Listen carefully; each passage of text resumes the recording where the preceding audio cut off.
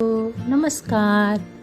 आज मी तुमच्यासोबत अंडा दम बिर्याणी शेअर करणार आहे. तर अंडा दम बिर्याणी करायला अगदी सोपी आहे.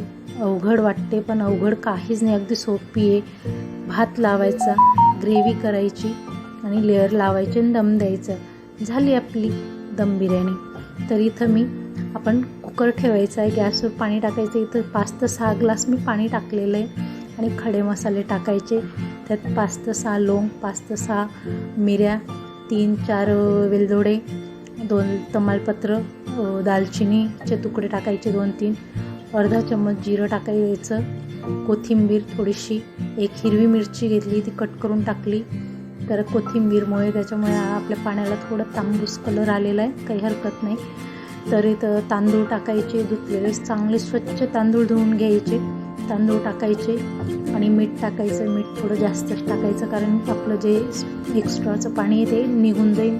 आपण जेव्हा तांदूळ गाळणीत निथळू तेव्हा ते पाणी चाललं जाईल, म्हणून खारसटपणा येणार नाही. त्याच्यामुळे मीठ थोडं जास्तच टाकायचं आणि तांदूळ भिजवताना थोडं 5 ते 10 मिनटं आधी पाण्यात भिजवायचे आणि मग टाकायचे. आणि एक लक्षात ठेवायचं की जे भाताचं पाणी ते चांगलं खळखळ उकळू द्यायचं आणि मगच आपल्याला तांदूळ टाकायचे.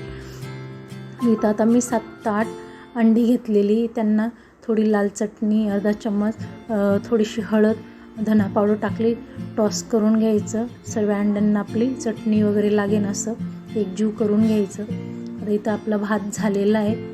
भात जास्त शिजवायचा नाही, आपल्या तांदूळाचा असा तुकडा पडेन असा शिजवायचा आहे. तर भात आपण काढून घेऊ, गाळणीत निथळून घेऊ. आता इथं कढई ठेवली आहे. कढईत 2 पळी तेल टाकलेलं आहे. काजू घ्यायचे, 7 ते 8 काजू घेतले, ते फ्राय करून घ्यायचे, काढून घ्यायचे. काढल्यानंतर आता इथं मी 3 ते 4 कांदे घेतलेले, लांब लांब असे कट करून घेतले, ते पण फ्राय करून घ्यायचे. आपल्याला लेअरच्या वेळेस हे कांदे लागतील, त्याच्यामुळे हे कांदे एकदम कुरकुरीत फ्राय करायचे, आपल्याला फ्राय करून घ्यायचे. जो बिर्याणीचा भात आहे तो एकदम मोकळा सुटसुटीत व्हावा म्हणून पाण्याला एकदम खळखळ उकळी येऊ द्यायची, मगच आपल्याला तांदूळ टाकायचे, तेव्हा आपला भात छान मोकळा सुटसुटीत येतो. इथं आता आपण कांदे फ्राय करून झाले, ते काढून घेतले. कढीपत्ता टाकला आहे मी, कढीपत्त्याची पानं पण कुरकुरीत करून घ्यायचे. तर इथं आता आपल्याला अंडी फ्राय करायची.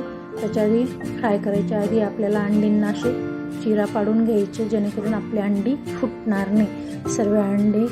सर्व अंड्यांना आपल्याला असे चिरा करून घ्यायचे, मग फ्राय करायचे. फ्राय झाले का आपल्याला काढून घ्यायचे. गॅस बंद करायचा. फ्राय केलेले अंडे आपल्याला एका कढईत काढून घ्यायचे. आता इथं हिंग टाकलेला आहे. एक मोठा कांदा घेतला आहे, तो बारीक कट करून घेतला आहे, तो पण टाकला. त्यात आपल्याला ग्रेव्ही करायची. तर आपण इथं कांदा, अद्रक लसूणची पेस्ट टाकली, छान फ्राय करून घ्यायचं आहे. आपलं छान फ्राय झालेला आहे कांदा. आता याच्यात 2 ते 3 टोमॅटो घेतले, ते मी प्युरी करून घेतलेली, ती टोमॅटोची प्युरी टाकायची. तेल सुटेपर्यंत थोडंसं परतवत राहायचं. इथं 2 चम्मच लाल चटणी, 1 चम्मच काळा मसाला, अर्धा चम्मच हळद घातली. इथं मी 2 ते 3 चम्मच बिर्याणी मसाला घातलेला आहे. तेल सुटेपर्यंत परतवून घ्यायचं आहे.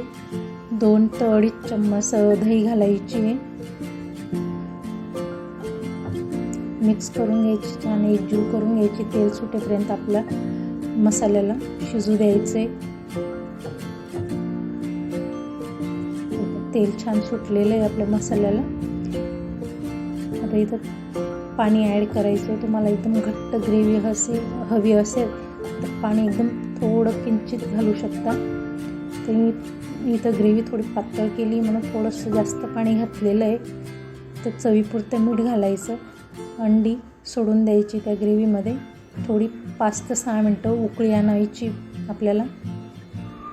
आता आपले 5 ते 6 मिनटं उकळी आणून आपण खाली उतरवलेली. आता ग्रेव्ही टाकायची आपल्याला कुकरमध्ये. खाली मी ग्रेव्ही टाकून घेतलेली आहे. आता ते फ्राय केलेले कांदे ते थोडेसे टाकायचे, मग भात टाकायचा. आपला भात पण छान झालेला आहे बघा, एकदम मोकळा सुटसुटीत झालेला आहे.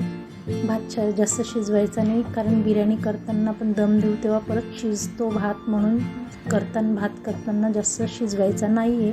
आता इथं कांद्याची लेअर टाकली, काजू टाकले, कोथिंबीर टाकली, परत ग्रेव्ही टाकायची आपल्याला. मी इथं 2 लेअर लावलेले आहे. परत भात टाकायचा, एकसारखा करून घ्यायचा. एकसारखं झालं की परत फ्राय केलेले कांदे टाकायचे, आपल्याला काजू टाकायचे, कोथिंबीर टाकायचे, आणि कलर ऑप्शनल आहे, तुम्हाला टाकायचे असतील तर टाका, नाही तर काही हरकत नाही. तर मी इथं टाकलेले फ्रूट कलर घेतलेले 2, एक येल्लो कलर आणि एक ग्रीन कलर. तर तसं कलर टाकल्यामुळे काय होतं, आपल्या बिर्याणीला छान कलर येतो, छान कलरफुल बिर्याणी दिसते. तर इथं एकदम मंद आचेवर 15 ते 20 मिनटं आपली बिर्याणी वाफून घेऊ आपण. बिर्याणी दम देऊ 15 ते 20 मिनटं आपल्या बिर्याणीला दम देऊन द्यायचा आहे. आणि वरून जड काहीतरी वस्तू ठेवायचं आहे, जसं की मी इथं खलबत्ता ठेवला आहे, तसं तुमच्याकडे जे वजनाला जड वस्तू असेल ते तुम्ही वरून ठेवायचं आहे. आपली बिर्याणी रेडी झालेली, 15 ते 20 मिनटं दम देऊन. आता कुकर आपण खाली उतरवून घेतला आहे. एकदम मंद आचेवर बिर्याणी करायची, जेणेकरून आपली बिर्याणी खाली लटकू नाही, म्हणून मंद आचेवर करायचं आहे. एकदम फुल बिर्याणी दिसते आपली, छान आलेली आहे, छान दिसते दिसायला पण बघा. तर माझी आजची बिर्याणीची रेसिपी आवडल्यास लाईक, शेअर, सबस्क्राईब करा, कमेंट करायला विसरू नका. धन्यवाद. थँक्यू.